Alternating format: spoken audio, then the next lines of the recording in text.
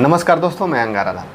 अभी हमारे साथ देखिए एक महात्मा जी आए हुए हैं जिनका परिचय जानेंगे। ये भी सोशल प्लेटफार्म पर एक्टिव रहते हैं और सबसे बड़ी बात कि जनता में, समाज में ये अच्छी अच्छी बातों को शेयर करते हैं। जो समाज में लोग आज बुराइयों पे चल रहे हैं, समाज में लोग उन बुराइयों को अच्छाइयों की तरफ ले जाने के लिए महात्मा जी अपने YouTube चैनल के माध्यम से अच्छे अच्छे सत्संग सुनाते रहते हैं। लेकिन इनके चैनल पर किसी ने स्ट्राइक दे दिया है और स्ट्राइक का कोई मतलब नहीं है किसी का। इन्होंने किसी का क्या, परमात्मा का ही एक फ़ोटो यूज करके उस वीडियो पे लगाते थे ताकि लोग उसे आकर्षित हों और उसे वॉच करें। लेकिन उसी फ़ोटो पर किसी ने कस्टम थंबनेल मार दिया, स्ट्राइक दे दिया है। तो महात्मा जी आज हमारे पास आए थे मिलने के लिए, तो हमने देखा और बहुत अच्छा लगा बातचीत करके। इनका चैनल भी विजिट किया। मुझे तो आज इनका चैनल देखने का मौका मिला। वैसे सारी चैनल पे अब देखेंगे आधा घंटा, 10 मिनट, 5 मिनट, तो बहुत कुछ सीखने को मिलेगा। महात्मा जी स्वागत है, आपका परिचय। हमारा नाम संत विरागदास जी महाराज है जी। हम चौकिया मोड़, मनुआपुर, गाजीपुर में ही रहते हैं। हमारा आश्रम है। हमारे पूज्य गुरुदेव श्री जी की सेवा में हम रहते हैं। गुरुदेव श्री जी का आदेश हुआ कि समाज को सही दिशा दिखानी है, लोगों के अंदर से बुराइयों को निकालना है, मांसाहार, दारू शराब से मुक्त बनाना है, इसलिए तुम्हें आगे आना होगा। तो इसी सोच को लेकर हम आगे बढ़ रहे थे, लोगों को मुक्ति का ज्ञान देने के लिए, मुक्त करने के लिए। हम सभी का देश अमरलोक है। अमरलोक देश जाने के लिए हम सभी को प्रेरित कर रहे थे। इतने में ही सत्संग बहुत अच्छा चल रहा था हमारा, मगर कोई गोलू बाबा रवि कुमार नाम के हैं जिन्होंने हमारे चैनल पर जो वीडियो में जो फ़ोटो लगा है परमात्मा सदगुरु कबीर साहब का, उस पे उन्होंने स्ट्राइक दे दिया। जबकि परमात्मा सदगुरु कबीर साहब का फ़ोटो सामाजिक है, कोई भी इस्तेमाल कर सकता है। जैसे राम का फ़ोटो, कृष्ण जी का फ़ोटो, ईसा मसीह जी को मानने वाले कोई भी उनकी फ़ोटो इस्तेमाल कर सकते हैं, उसमें कोई स्ट्राइक नहीं आना चाहिए। मगर हमारे परमात्मा की फ़ोटो को हमें इस्तेमाल करने में स्ट्राइक आया है। इसके लिए हम YouTube से भी निवेदन करेंगे कि आपको इस नियम को बदलना चाहिए कि जो सामाजिक फ़ोटो हैं, व्यक्ति विशेष नहीं हैं, जो समाज के हित में हैं, उनको कोई भी इस्तेमाल कर सकता है, उनमें कोई कॉपीराइट नहीं आना चाहिए।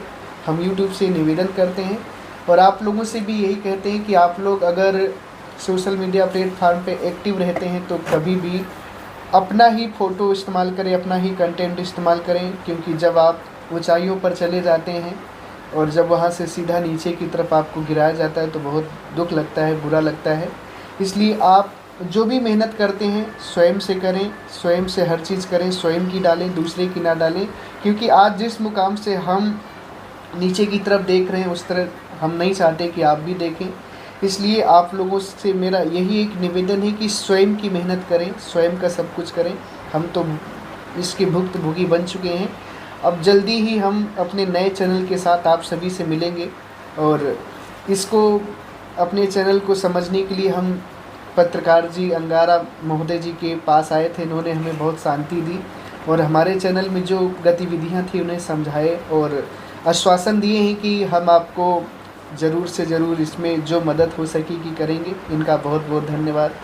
सत साहिब। महात्मा जी आप कबीर पंथ से हैं? जी, हम सदगुरु कबीर साहब के पंथ को मानने वाले हैं। परमात्मा सदगुरु कबीर साहब सबके परमात्मा है और भारत ही नहीं पूरा विश्व उनके वाणियों पर, उनके द्वारा दिए गए विचारों पर चलता है।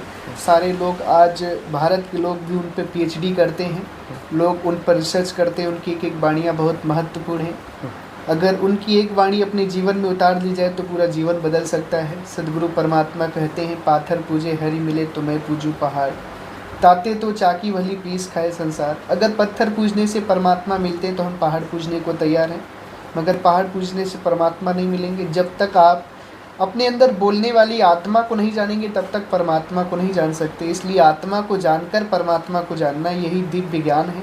सारा संसार आडंबर में फंसा है, पाखंड में फंसा है, मगर आपको आडंबर पाखंड से दूर करके एक दिव्य मानव बनाकर अमरलोक देश का रास्ता परमात्मा सदगुरु कबीर साहब दिखाते हैं, जिनकी वाणियों को आप सभी को श्रवण करना चाहिए।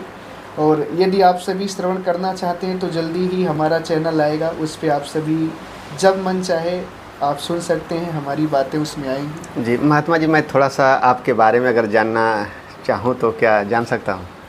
जी, हमारा जन्म स्थान कानपुर ज़िला है।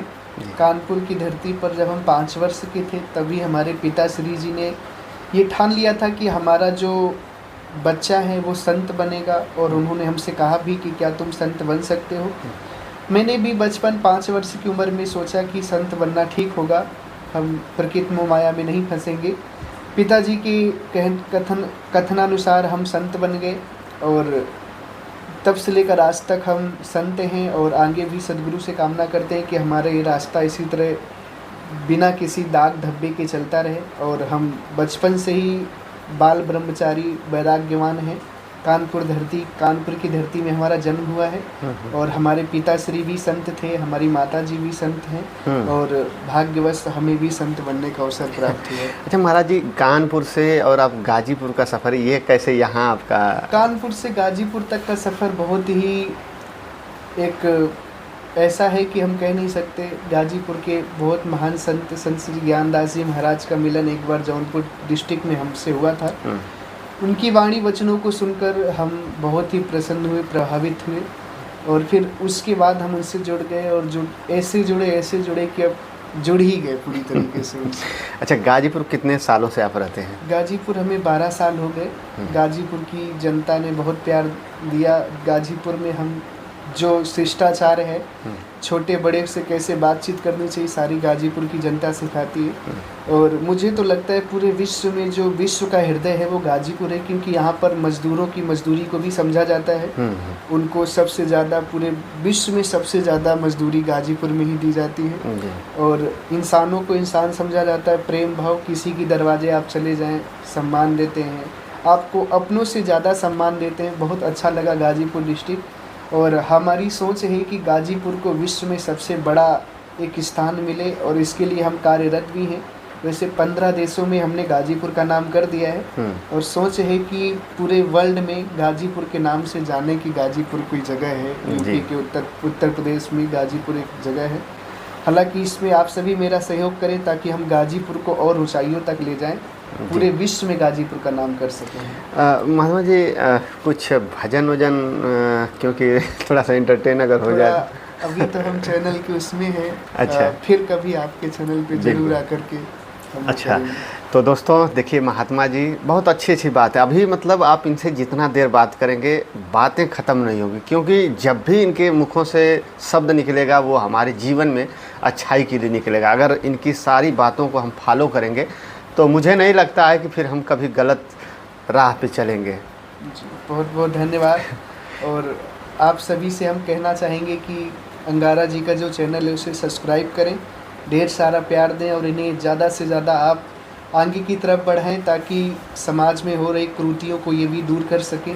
इनका काम है समाज में की जा रही गंदगी को दूर करना, सच्चाई को दिखाना, लोगों को जागरूक करते हैं मीडिया के माध्यम से, पत्रकारिता के माध्यम से।